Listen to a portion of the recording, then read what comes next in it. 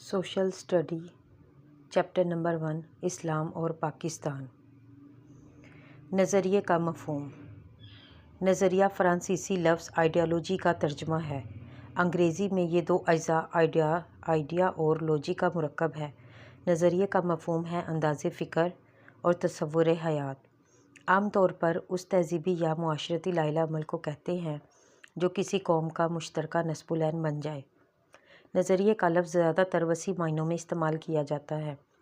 اس سے انسانی زندگی کا ایسا نظام وجود میں آتا ہے جس میں اعتقادات اور زندگی کے مقاصد شامل ہوں۔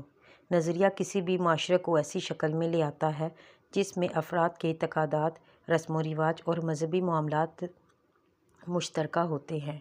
اسلامی معاشرہ دیگر معاشروں کے مقابلے میں بالکل منفرد ہے۔ یہ الہامی اصولوں اور نظریات پر قائم ہے جو قرآن مجید اور رسول اللہ صلی اللہ علیہ وسلم کی سنت سے حاصل کیے گئے ہیں۔ اسلامی نظریے کے ماخذ۔ کسی بھی نظریے کے اثرات کا انحصار افراد کی خلوص، لگن، وفاداری اور وابستگی پر ہوتا ہے۔ اسلامی نظریہ افراد کے ذہنوں پر فطری طریقے سے اثر انداز ہوتا ہے۔ اس طرح اسلام کے ابدی اصولوں پر افراد کا ایمان پختہ ہوتا ہے۔ اسلامی نظریے کا سرچشمہ قرآن مجید، رسول اللہ صلی اللہ علیہ وسلم کی سنت اور اسلامی رسم و رواج ہے۔ قرآن مجید۔ قرآن مجید کے احکام اسلام کی بنیاد ہیں۔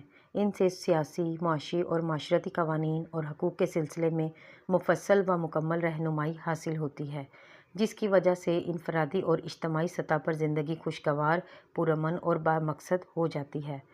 رسول اللہ صلی اللہ علیہ وسلم کی سنت۔ ہمارے پیارے نبی حضرت محمد رسول اللہ صلی اللہ علیہ وسلم نے اسلامی احکام کو اپنے اقوال و افعال سے واضح فرمایا ہے۔ قرآن مجید کی تعلیمات کی مفصل تشریح حضرت محمد رسول اللہ صلی اللہ علیہ وسلم کی سنت سے ملتی ہے جو اسلامی اصول و قوانین کا سرچشمہ ہے۔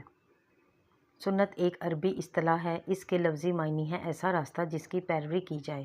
قرآن مجید اسلامی اصولوں کے بنیادی خط و خال بیان کرتا ہے، لیکن ان کی تشریح حضرت محمد رسول اللہ صلی اللہ علیہ وسلم کی احادیث سے ملتی ہے۔ اسلام کے بنیادی ارکان یعنی کلمہ شہادت، نماز، زکوٰۃ، روزہ اور حج کے علاوہ جہاد کی تفصیلات حضرت محمد صلی اللہ علیہ وسلم نے بیان فرمائی ہیں۔ رسم و رواج۔ مختلف علاقوں میں پائے جانے والے ایسے رسم و رواج اور ایسی اقدار جو اسلامی تعلیمات کے منافی نہ ہوں، مسلمانوں کو اجازت ہے کہ وہ اپنے مخصوص خطے یا علاقے میں اختیار کر سکتے ہیں۔